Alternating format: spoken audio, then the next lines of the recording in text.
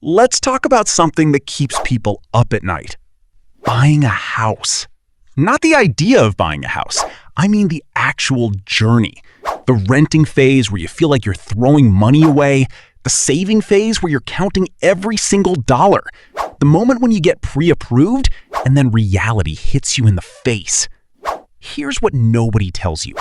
Buying a house isn't one decision. It's 6 levels. And most people fail at level 2 because nobody explained level 3 to them.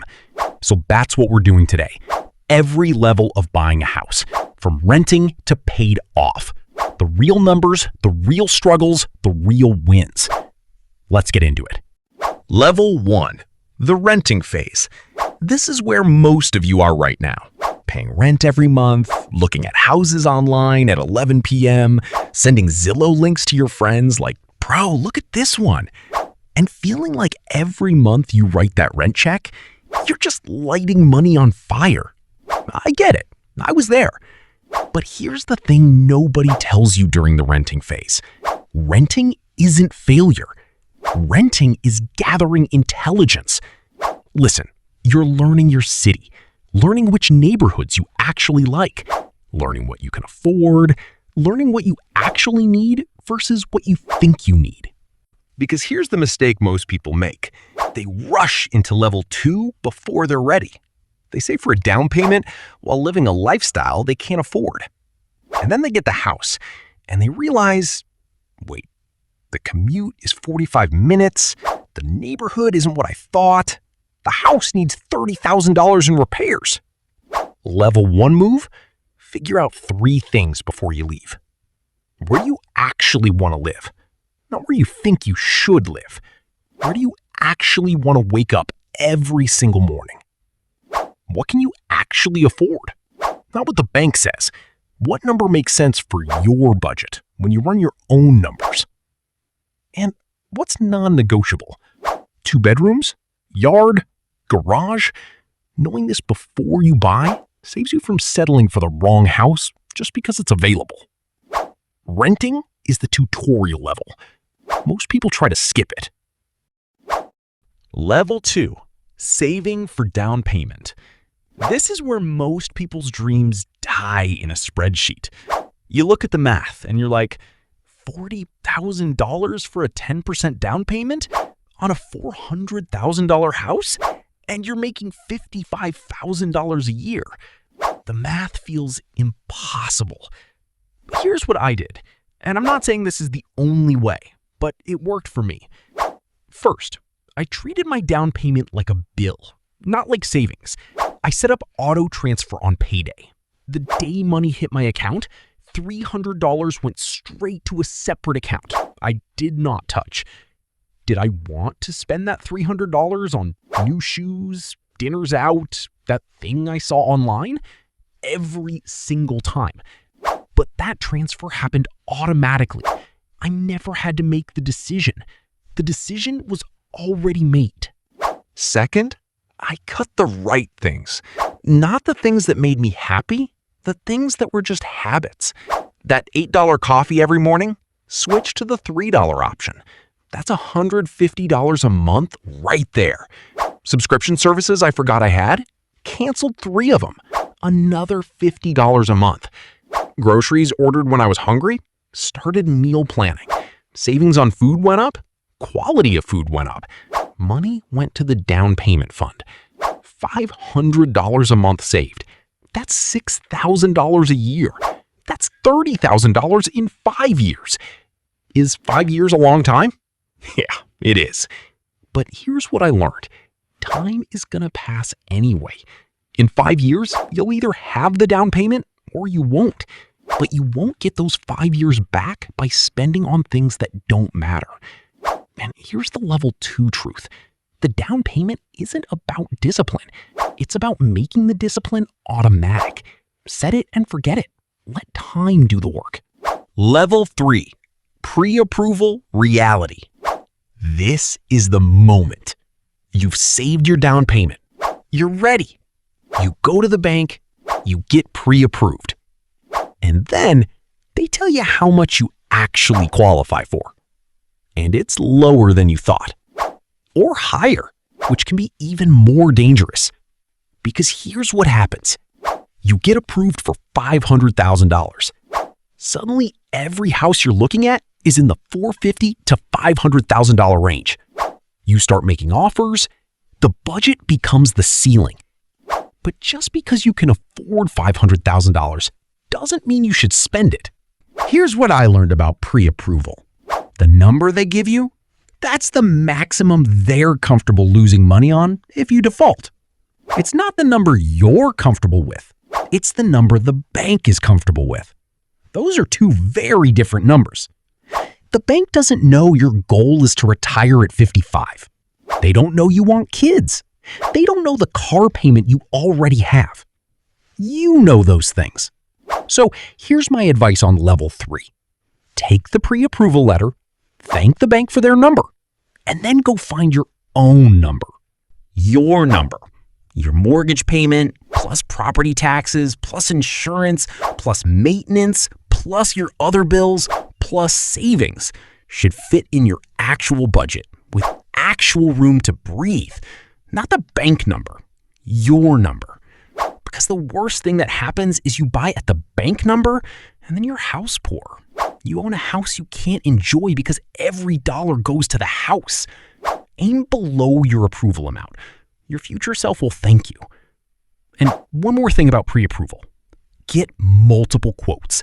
Different lenders give you different rates, different terms, different closing costs. I talked to 4 lenders. The difference in my monthly payment was $180 a month. Over 30 years, that's over $60,000. Shopping around took me 3 hours on a Saturday. Best 3 hours I ever spent. Yo, here come level 4, the hidden costs. This is the level where first-time buyers get punched in the stomach, and nobody warns you, so I'm warning you right now. You saved your down payment, you got pre-approved, you found a house you love, you made an offer, it got accepted. Amazing, congratulations! Now here comes the invoice. Closing costs. The bank calls them closing costs like they're some small administrative fee. They're not. On a $400,000 house, closing costs typically run between $8,000 and $20,000. That's 2 to 5% of the purchase price, on top of your down payment. Let that number sink in for a second. Most people save for down payment. Nobody talks about closing costs, and then the day before closing, you're scrambling. Here's what closing costs actually include. Loan origination fee. The bank's commission for giving you the loan. Usually 0.5% to 1% of the loan. Someone comes to your house to tell you what it's worth. $500 to $1,500. Title insurance. Protects you if someone shows up claiming they own the house. $1,000 to $3,000. Inspection. General home inspection. $300 to $500. Then there are the costs you don't see. Moving costs. If you're moving from an apartment, that's $2,000 to $5,000, depending on distance and stuff. Furniture for rooms you forgot you had. The house is bigger than your apartment. Now you need stuff for the extra rooms. New appliances. The fridge in the new house is 15 years old.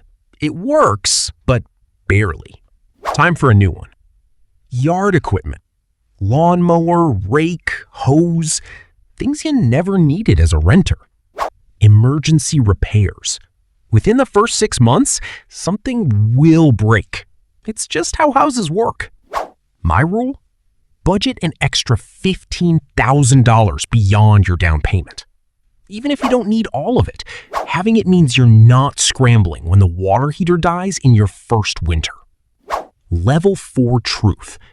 The house you can afford and the house you can close on are 2 different numbers. Know both before you make an offer. Level 5. Equity building. Now, here's where it gets good. You made it. You closed on the house. You have keys in your hand. This is your house now. What happens next is the part nobody explains clearly enough. Equity. Equity is the portion of your house that you actually own. Let me break it down super simple. House value $400,000.